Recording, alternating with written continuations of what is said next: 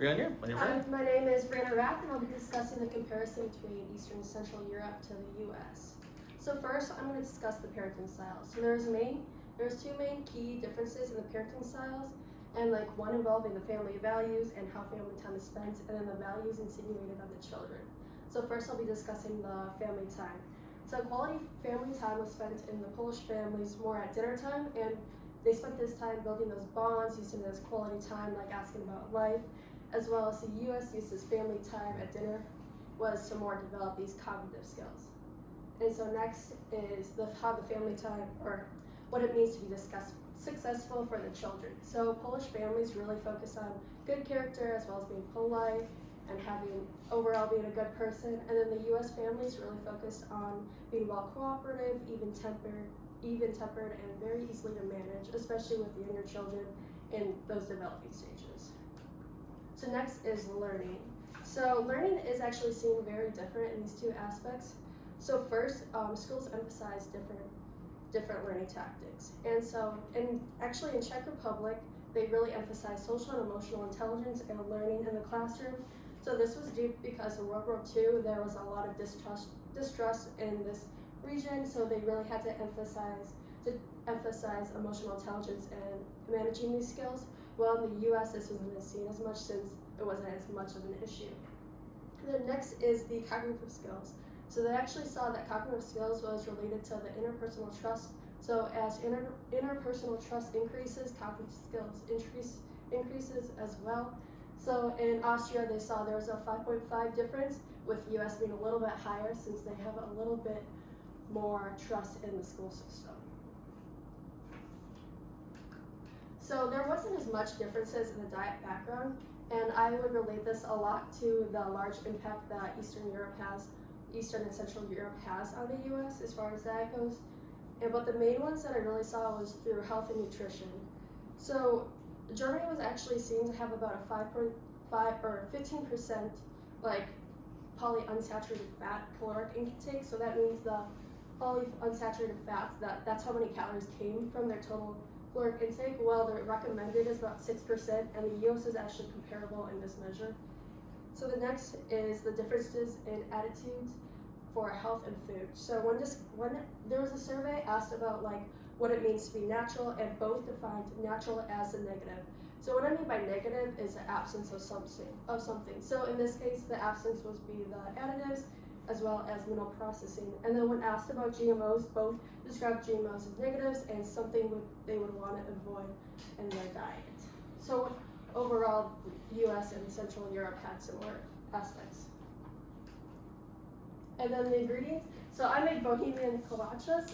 Well, attempted to make them, but essentially there was 2 steps to making this, and I first made the dough and then the raspberry filling. So to make the dough, I used 2 packets of yeast, half a cup of sugar, 2 cups of milk at 110 temperature, 6 cups of flour, 6 egg yolks, 1 teaspoon of salt, and then 1 large egg white.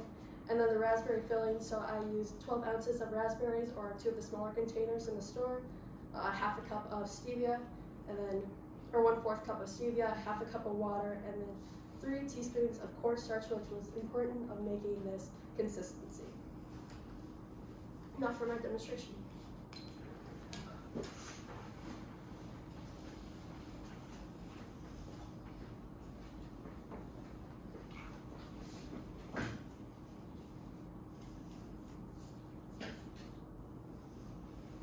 So to make Bohemian Kochletas, I first start off with 2 packets of yeast, half a cup of sugar, 2 cups of warm milk, which is at 110 degrees, then 6 cups of flour, 4 egg yolks, 1 egg yolk or egg white, and then a teaspoon of salt, and then butter, which I'll be using 1/4 butter, which is half this stick.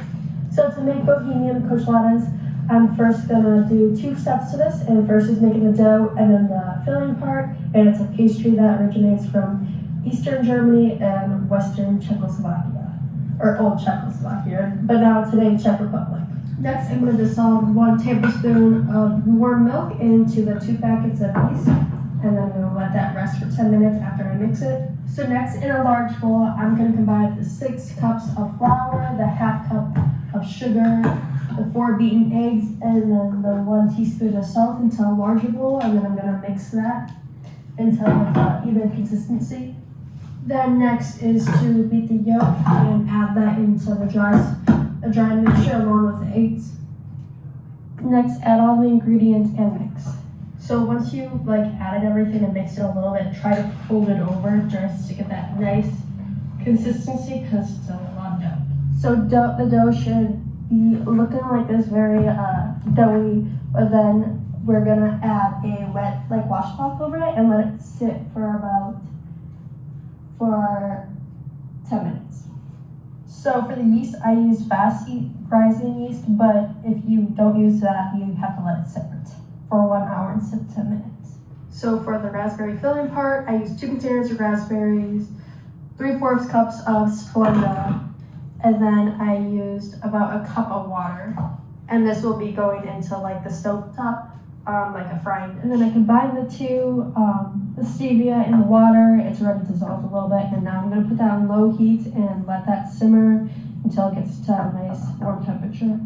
Then for 10 minutes, I let this simmer on low before I go and start breaking apart the raspberries, and then I put it on high for about 5 minutes. Almost forgot the cornstarch, but add 3 tablespoons of cornstarch to help thicken the mixture up. Now that it's done simmering and stuff, I'm gonna let it rest for 10 minutes as I roll out the dough. So on a clean surface, flour it down and then kind of knead the dough a little bit more, and then after that just divide it into sections and put it in a pan. But first I put a little bit more flour just to help thicken up, and then I spread the pan with olive oil. Next is to add the filling in after you firmly pressed it, and I firmly pressed it like a little cup. And then I'm gonna put this in the oven for 350, and I'll leave that in for 25 minutes. And this is the final product. Thanks for watching.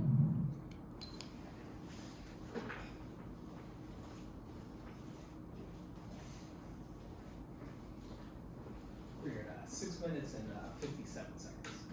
Left or total? No, total. That's where we're at right now. Okay. So.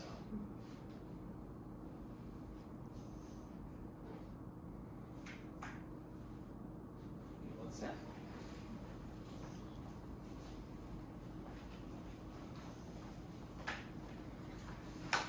Okay, whenever you're ready.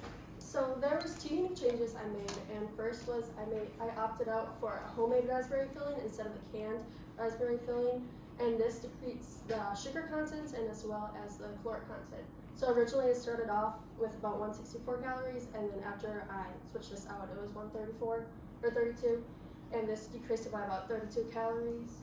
And so the main reason I did this is because I wanted to reduce the sugar, and reducing the sugar has actually been benefited to help with non-alcoholic fatty liver disease and just help manage those chronic diseases. And then next I use fat-free milk. So fat-free milk, I switched it out from whole milk to fat-free milk, and this was to reduce the fat intake, and reducing the fat intake actually helps reduce the renal lipid accumulation, and that actually is a big contributor to chronic liver or chronic kidney disease, and which was my goal to help manage these chronic diseases.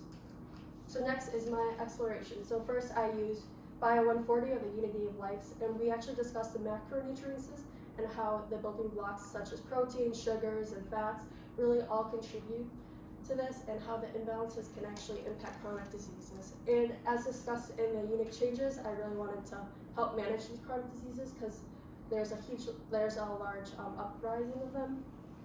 And then next is Journey of People and Culture of Germany, and the big one I just wanted to discuss was World War II. So World War II really impacted the legislation, the school, and borders that are seen today in Eastern and Central Europe, as well as different types of governments that's taken place.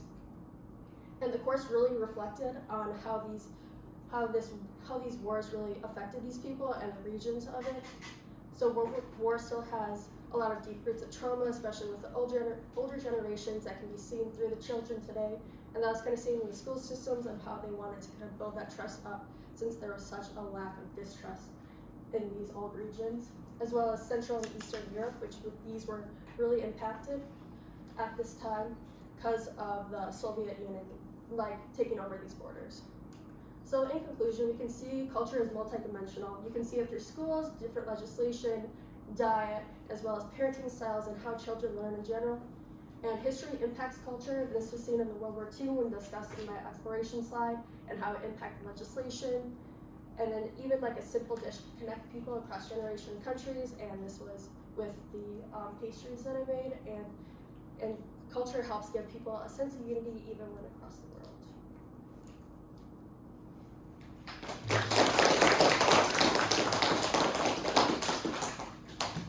Thank you, Bree. You can grab your phone. It's just got a little bit of recording at the end. Then